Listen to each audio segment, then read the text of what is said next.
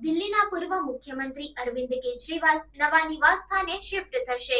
દિલ્હીના પૂર્વ મુખ્યમંત્રી અને આમ આદમી પાર્ટીના સંયોજક અરવિંદ કેજરીવાલ આગામી દિવસોમાં મુખ્યમંત્રીના સત્તાવાર નિવાસ સ્થાનને ખાલી કરી શકે છે। તેઓ અને તેમનો પરિવાર નવી દિલ્હીના ફિરોઝ શાહ રોડ પર સ્થિત બંગલા નંબર 5માં શિફ્ટ થવાની શક્યતા છે, જે પાર્ટીના સાંસદ અશોક મિત્તલને ફાળવવામાં આવ્યો છે। આમ આદમી પાર્ટીના પ્રવક્તાએ જણાવ્યું કે અરવિંદ કેજરીવાલ પાર્ટીના સાંસદ અશોક મિત્તલને ફાળવવામાં આવેલા 5 ફિરોઝ શાહ રોડ સ્થિત બંગલામાં શિફ્ટ થશે।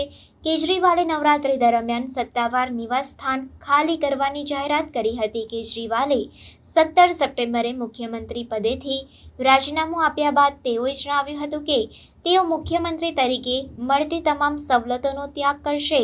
આ નવી શિફ્ટિંગ સાથે કેજરીવાલ અને તેમનો પરિવાર નવી દિલ્હીના લુટિયન્સ ઝોનમાં સ્થિત આ બંગલામાં રહેવા જશે। આ બંગલો આમ આદમી પાર્ટીના મુખ્યાલયથી થોડા જ અંતરે છે।